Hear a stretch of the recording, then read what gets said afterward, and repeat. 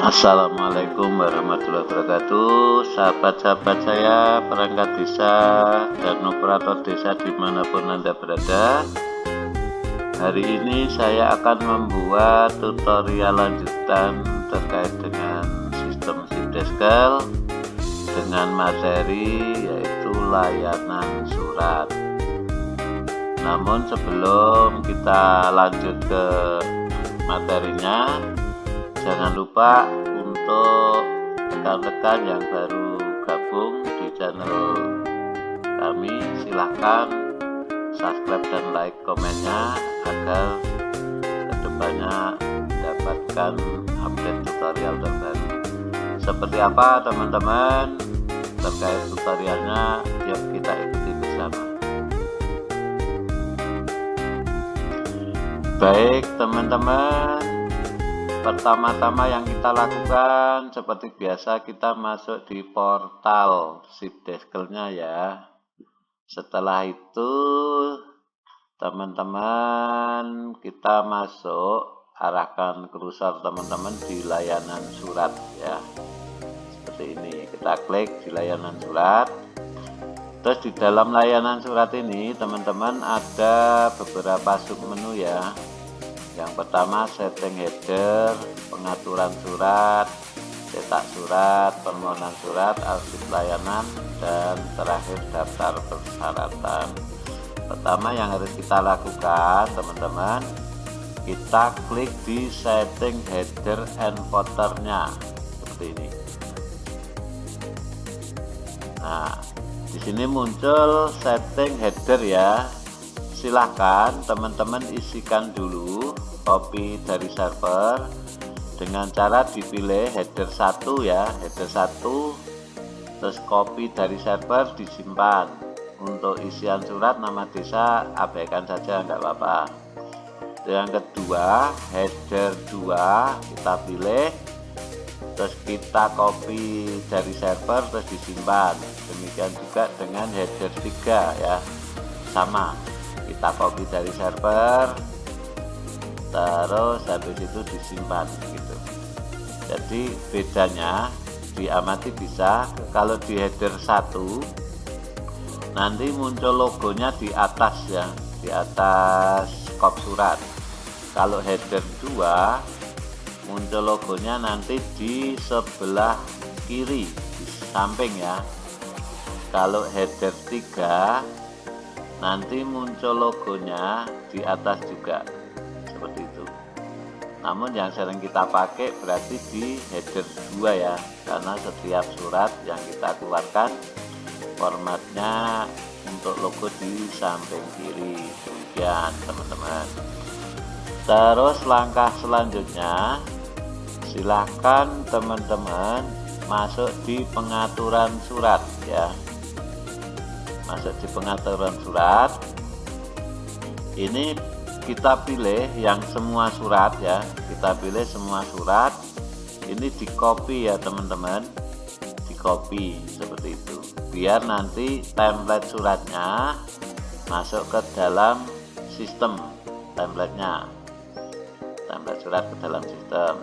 Terus di pengaturan surat juga kita bisa menyeting ya, setting aturan nomor surat seperti ini. Nah, model aturan nomor surat silahkan teman-teman pilih, bisa per desa atau per jenis surat. Kalau aturan surat per desa berarti dalam satu pengeluaran surat, baik surat apapun, nanti nomornya akan menyambung teman-teman. Kalau per jenis surat berarti berdasarkan jenis surat seperti itu. Setelah itu silahkan disimpan teman-teman ya. Nanti akan tampil seperti ini ya. Surat ini formatnya akan tampil di sini ketika sudah kita copyin. Kalau belum ya belum. Seperti itu. Terus yang selanjutnya teman-teman, kita lakukan cetak surat ya. Kita lakukan cetak surat teman-teman. Kita ambil contoh, misalkan kita mau buat surat keterangan usaha, itu bisa di searching ya, biar nggak capek-capek kita nyarinya di sheet, searching aja di situ, langsung ya, misalkan usaha gitu ya. Nah, di sini akan muncul ya surat keterangan usaha seperti ini. Silahkan buat surat ya. Buat surat. Nah, akan muncul buat surat keterangan usaha judulnya sesuai yang kita ajukan. Terus cari data penduduk terlebih dahulu. Ini bisa kita searching teman-teman, atau kita ketik namanya ya. Nanti akan mencari dengan sendirinya karena di sini ada mesin pencariannya. Dengan syarat data penduduknya teman-teman jangan lupa sudah masuk di database ya, kependudukannya gitu yang bisa dilayani. Terus yang kedua, nomor surat otomatis teman-teman. Tanggal cetaknya juga otomatis ya, tanggal kita buat. Terus berlaku mulai dari hari cetak surat. Berlaku sampainya ini biasanya kalau di pelayanan surat itu masa surat sampai 1 bulan. Jadi ini kita rubah teman-teman ke bulan 10 misalkan ya, karena dari 2 September sampai 2 Oktober. Terus yang harus diperhatikan teman-teman, jangan sampai lupa itu dipilih header ya. Dipilih header ini silahkan teman-teman pilih yang kedua, header logo di samping ya. Header logo di samping. Terus di gambar logo surat teman-teman silahkan pilih yang logo desa, biar nanti ketika surat dicetak tidak muncul logo Garuda ya, karena kita untuk standar surat kita pakai logo desa atau logo pemerintah daerah gitu. Terus selanjutnya atas nama tanda tangan teman-teman, ini ada 2 pilihan, kepala desa dan atas nama kepala desa. Jadi kalau kepala desa nggak ada misalkan, bisa pakai atas nama kepala desa ya, dengan cara penanda tangan bisa di setting atau dipilih ya. Ini ada sekdes, kasih dan seterusnya ini kan, silahkan dipilih kalau atas nama. Tapi kalau kita pilih kepala desa, otomatis ya kepala desa ya yang harus tanda tangan.